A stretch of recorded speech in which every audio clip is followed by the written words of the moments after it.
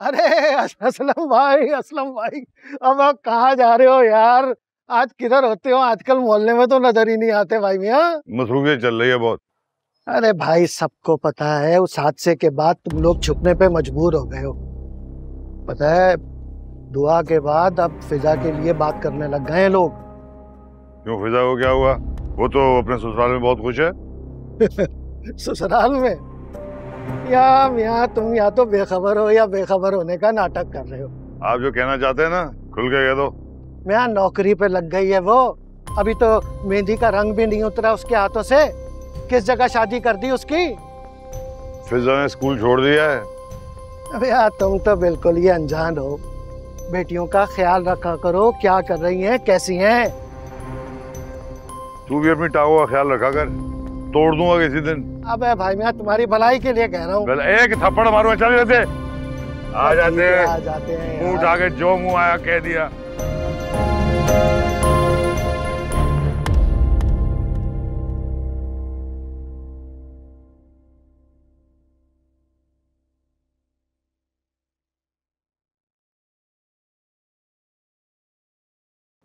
आपको कुछ खाने को दे दो, हमने नाश्ता भी ठीक से नहीं किया। भूख नहीं है मुझे। प्लीज कुछ खा लें।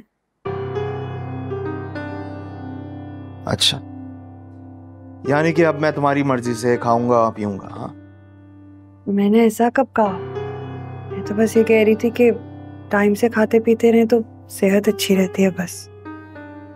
देखो फिजा, मैं बच्चा नहीं हूँ, समझी तुम? मुझे अच्छी तरह पता है कि अपनी सेहत का किस तरह ख्याल रखना। ठीक है।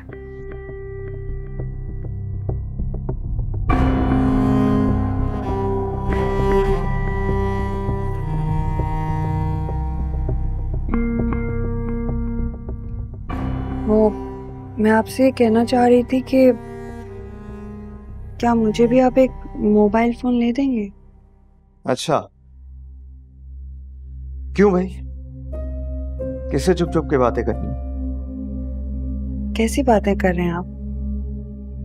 मैं भी यही सोच रहा हूँ कि अचानक तुम्हें फोन लेने की क्या जरूरत पड़ गई। आजकल फोन तो सबसे बड़ी जरूरत होती है सबके पास, इसीलिए तो होता है।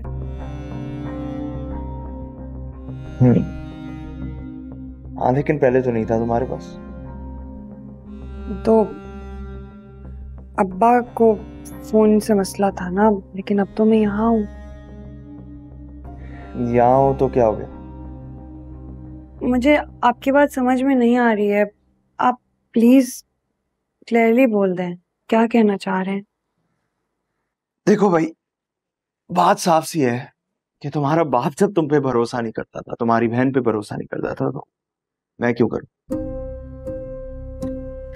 कि मैं बीवी हूं आपकी।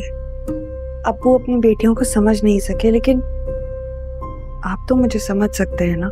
और फिर अब मैं एक स्कूल टीचर हूँ, जॉब करती हूँ, अपने कॉलीग से कांटेक्ट करना होता है, और लेसन प्लान सारा आपको पता है, उसके लिए रिसर्च ऑनलाइन ही करनी पड़ती है। अच्छा बस, ज्यादा मुझे फोन के फवाइद समझाने की जरूरत नहीं है।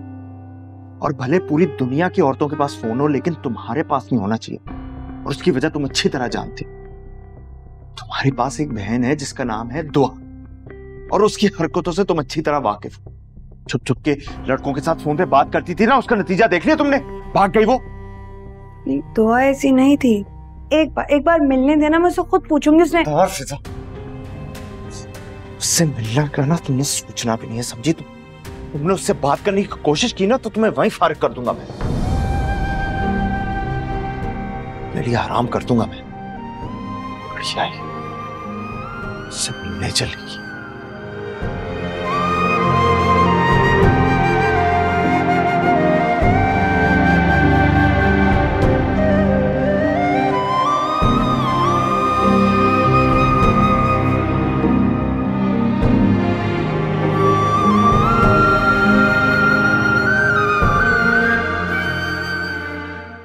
घर में इतनी बड़ी बात हो गई और तूने मुझे बेखबर रखा।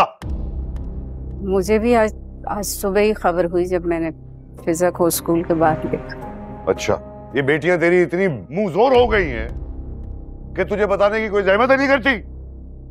अब फिजा ऐसी नहीं है, उसे बताने का मौका नहीं मिला होगा। कैसे मौका नहीं मिला? क्यों नहीं बताया उसे तुझे कि वो स्कूल ज्वाइन कर रही है? जाने क्या मसलियत दरपेश होगी, मैं पूछूंगी उससे। हमीदा, ये जो तेरी बेटियों की साजिश है ना मेरी इज्जत को मट्टी में मिलाने की, खत्म आज से।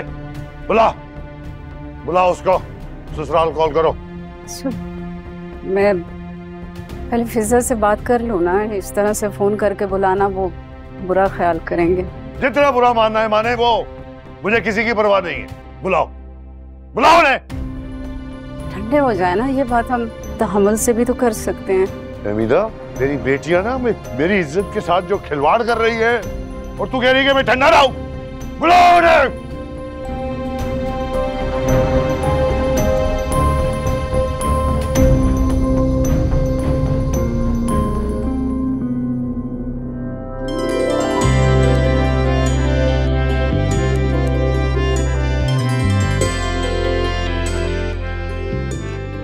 इतनी हसीन दुल्हन तो मैंने आज तक नहीं देखी। ये क्या, मेहंदी नहीं है? बस इन हाथों में मेहंदी की कमी है। एक सेकंड। तो जनाब, इसका भी रेडीमेड हल है मेरे पास। रूमी? कोई रूमी वूमी नहीं। सोने हाथों वाली दुल्हन थोड़ी ना अच्छी लगती है।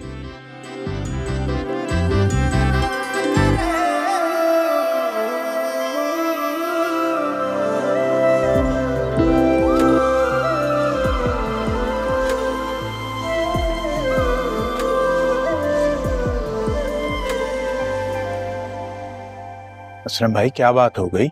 आपने इतनी इमरजेंसी में हमें यहाँ बुला लिया? आप हमारी लड़की को स्कूल में नौकरी दिलवा दें, हम आपको इमरजेंसी में बुला भी नहीं सकते।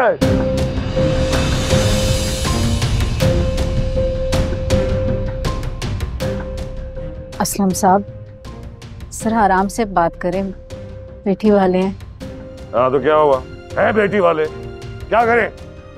अपने वजूद को पायदान बना लें ताकि जो है जूता साफ करके चला जाए। कैसी बातें कर रहे हैं असलम भाई? हम फिजा बेटी से नौकरी क्यों करवाएंगे?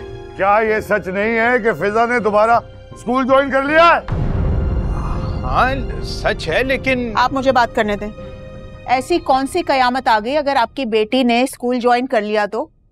हाँ, नौकरी तो वो पहले भी करती थी, पहले भी आप ऐसे ही चिल्लाते थे क्या? वो बात और थी। क्या और बात थी? अबे एक मिनट,